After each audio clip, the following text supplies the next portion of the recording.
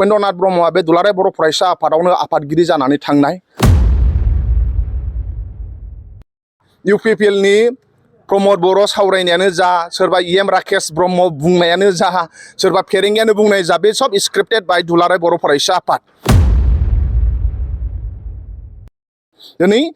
दुलाराय बर' फरायसा आफादनि जे आफादनि मासिगिरियाव जिरायनानै जेरैबायदि हारिखौ गावस्रा होलायनायनि खामानि मावो हारिजों हारि राव फान्दायनाय खामानि मावो बे बिराद लाजिनांगौ बाथ्रा बे अडिअ'खौ खोनाखांनायनि उनाव जेरै दिपेन बर'आ मैखोम इन्सट्राक्सन हरदों थां नों फेरेंगानाव इन्टारभिउ लाहै फेरेंगानाव ओरै ओरै सों आरो फेरेंगिया ओरै ओरै होननो नांगौ होननानै जेरैबायदि होनदों बे दुलाराय बर' फरायसा आफादासो साफ्रोमबो UPPLनि दैदेनगिरि आं बां खोथा बुंनायफोरखौ फोरोंहरो खोमा बिथांमोना जेरैबायदि फैसाजों बायग्लुंजोबनानै रायजो राजानि भटखौ बायनो सानदों एबार सिडलीनि बाय इलेक्सनाव बे फैमाल जागोन मानोना मानाव गेदेर हाग्रामा महिलारि सारखौ सरकाराव लाबोफिननानै आरो जेरैबायदि डेभेलपमेन्ट जानांगौ बेखौ लुबैफिनो आरो बिनि जागायनाया बाय इलेक्सननिफ्रायनो जागायगोन सिडली उफ्रा बिसायख'थिनि थाखाय BPF नि फोसावदिंनाया गोख्रोङै जाबाय थानायखाय नोजोर गोग्लैदों मा फोरमायगोन बेनि सायाव UPPL पार्टिनि दैदेनगिरि प्रमद बर'आ भुल साननानै दङ UPPLनि दैदेनगिरिफोरा गावसोर पावार दं होननानै फैसा दं होननानै UPPLआ सानदों जोंनि सेंग्रा सिख्लाखौ 100 थाखा 200 थाखाजों बायगोन गामिनि रायजो राजाखौ 50 थाखा 70 थाखाजों बायगोन होननानै बिथांमोनहा सानदों ओंखायनो बिथांमोनहा नांगौबादि मिटिंबो खालामाखै नाथाय जोंनि सेंग्रा सिख्लाया 100 थाखा 200 थाखाजों बायजाग्रा नङा जोंनि सेंग्रा सिख्लाया पार्मानेन्ट साख्रिखौ लुबैयो जोंनि सेंग्रा सिख्लाया प्लेटफर्म लुबैयो जोंनि सेंग्रा सिख्लाया गावसिनि टेलेन्टखौ एक्सप्लर खालामनो थाखाय प्लेटफर्म लुबैयो नाथाय प्रमद बर'आ 4 बोसोर 6 मासाव सासेबो सेंग्रा सिख्लानो साख्रि होआखै सासेबो सेंग्रा सिख्लानि टेलेन्टखौ एक्सप्लर खालामनो थाखाय प्लेटफर्म खालामाखै आरो बिसोरखौ एंगेज खालामनायनि खोथाखौ बिथांमोना सानाखै ओंखायनो प्रमद बर' दैदेननाय UPPL सरकारा बे 4 बोसोर 6 मासाव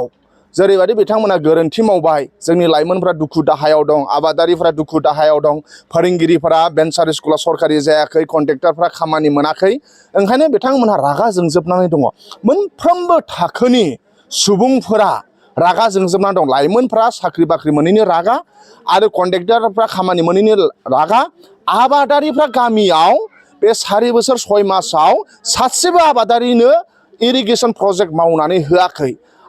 गलादारियानो जा बिजनेसमेनानो जा बिथांमोनहा बिराद रागा जोंनानै दङ ओंखायनो मोनफ्रोमबो थाखोनि सुबुंफ्रा दिनै प्रमद बर' होनब्लानो आंगायनाय जाबाय UPPL होनबानो आंगायनाय जाबाय ओंखायनो दा सेंग्रा सिख्लाफ्रा जानजि खाफ्रादों आरो सिडली समस्तिनि जे बाय इलेक्सननि रायजो राजा बिथांमोनहा नेनानै दङ BPF नो भट होगोन हाजारखि UPPLआ आवगायनि बादै जेरै MP इलेक्सनाव मालाबा फैसायाव उन्दुनाय आरो मालाबा मोदोम सायाव फैसा जेरैबायदि भाइरेल जादोंमोन बिथांमोना जेरैबायदि फैसाजों बायग्लुंजोबनानै रायजो राजानि भटखौ बायनो सानदों एबार सिडलीनि बाय इलेक्सनाव बे फैमाल जागोन मानोना मानाव गेदेर हाग्रामा महिलारि सारखौ सरकाराव लाबोफिननानै आरो जेरैबायदि डेभेलपमेन्ट जानांगौ बेखौ लुबैफिनो आरो बिनि जागायनाया बाय इलेक्सननिफ्रायनो जागायगोन बाय इलेक्सनाव रायजो राजाफ्रा मा होनो फिन खुद्रि सारनाय आरो रागा बे 4 बोसोर 6 मासनि जि रागा बेखौ UPPLनि एगेन्स्टआव दिन्थिगोन आरो जोंहा फोथायनाय दङ सुद्द बसुमतारी बिथाङा उपेन्द्र ब्रह्म जोंनि बर' हारिनि बिफा बड'फाजों समान समान खामानि मावबोनाय बिथाङा स्प'कपार्सनमोन बिथाङा मिडियाखौ नायोमोन आरो बिथाङा गोबां कन्ट्रिबिउसन दङ ओंखायनो सुद्द बसुमतारीनो भट होगोन बेखौ साफ्रोमबो सिडलीनि रायजो राजाया जानजि खाफ्राबाय ओंखायनो जोंहा फोथायनाय दङ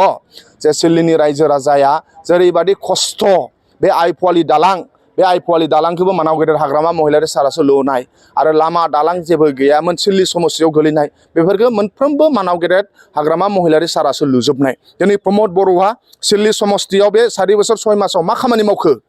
बिथांमोना लामा दोंसे इभिडेन्स लामा दोंसेबो गैया स्कुल गंसेबो गायसनाखै सासेबो मानसिनो साख्रि होआखै बे सिडली ओनसोलनि सासेबो कन्ट्रेक्टरनो खामानि होआखै ओंखायनो सिडली समस्तियाव UPPLनि जेबो कन्ट्रिबिउसन गैया जेबो कन्ट्रिबिउसन गैयाब्ला बे पार्टिनो मानो भट होनो ओंखायनो नाथाय हाग्रामा महिलारि सारना बिराद कन्ट्रिबिउसन दं सिडली समस्तियाव हाग्रामा दालांखौ हाग्रामा महिलारि सारा बानायनाय आइफवालि दालां बेखौ हाग्रामा महिलारि सारा बानायनाय आरो मोनफ्रोमबो जेराव बेंटल कलेजानो जा बा अबा नोङो बासुगाव कलेजानो जा बा नोङो काजलगाव इउएन कलेजानो जा बे मोनफ्रोमबो प्रभिन्सियेलाइज जानायाव बिपिएफ सरकारनि आखाइ दंमोन गोदोहाय मोनफ्रोमबो भेन्सारि स्कुला सरकारि जानाय दा बेसेबां सरकारि दङ सिल्ली चिरां मा होनो सिल्ली समस्तियाव बेफोराव जेबो सब हाग्रामा महिलारिसानिसो कन्ट्रिबिउसन दं प्रमद बर'नि मा कन्ट्रिबिउसन दं सिल्ली समस्तियाव गंसे एलपि स्कुलखौ सरकारि खालामदों नामा खालामाखै सिल्ली समस्तियाव गंसे दालां बानायदों नामा बानायाखै ओंखायनो आं रिपर्टारफोरखौ खावलायो प्रमद बर' मावनाय सिल्ली समस्तियाव दङब्ला जोंनो खेबनानै हर जों बेखौ फट'खौ मा होनो फ्रेम खालामनानै जुगे जुगेनि थाखाय दोनगोन जाहाथे जारिमिन जानानै थाथों प्रमद बर' खामानि मावनाया जुदि दङब्ला ओंखायनो दिनै सिल्लीनि रायजोफ्रा रागा जोंदों बे 4 बोसोर 6 मासाव प्रमद बर' आरो इउपिपिएलआ दिनै गामि गामि हाबनानै मिटिं खालामनो हायाखै दा ओंखायनो बिथांमोना सानदों फैसाजों बायनो बिथांमोनहा जोंनि लाइमोन सेंग्रा सिख्लाफ्रा 100 थाखा 200 थाखाजों बायजाग्रा मानसि नङा आरो रायजो राजाया 50 थाखा 60 थाखाजों बायजाग्रा मानसि नङा बिथांमोना गोग्गो सरकार लुबैयो ओंखायनो जोंनो फैबाय थानाय सिल्ली बाइ इलेक्सनाव सुद्ध बसुमतारिनो भट होगोन आरो बेयो बिथाङा देरहागोन बे 100% रोखा बेनि गेजेराव मोनसे सोंथि जाय समाव आबसुनि आफादगिरि दिपेन बर'आ खौसेथिनि बाथ्रा बुंबाय थादोंमोन नाथाय बिथांनि मोनसे फन कनभारसेसन समाजारि बिजोङाव गोसारनाय नुनो मोनदों बे बिथिङाव मा बुंगोन बे दुखुनांथाव बाथ्रा दुलाराय बर' फरायसा आफादा मोनसे गोथार आफाद उपेन्द्रनाथ ब्रह्म बर' हारिनि बिफाया उपेन्द्रनाथ ब्रह्मआ बे दुलाराय बर' फरायसा आफादावनो आफादगिरि जानानै थांनाय जोंनि बिपिएफनि एमएलए रबिराम नार्जारि मानाव गेदेर बिथाङा दुलाराय बर' फरायसा आफादनि आफादगिरि जानानै थांनाय बर'नि गोबां गेदेमाफोर दङ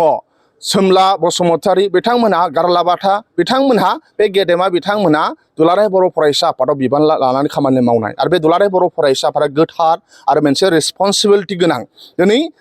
दुलाराय बर' फरायसा आफादनि जे आफादनि मासिगिरियाव जिरायनानै जेरैबायदि हारिखौ गावस्रा होलायनायनि खामानि मावो हारिजों हारि राव फान्दायनाय खामानि मावो बे बिराद लाजिनांगौ बाथ्रा आरो लाजिथावथाव बाथ्रा आरो दुलाराय बर' फरायसा आफादनि जारिमिनाव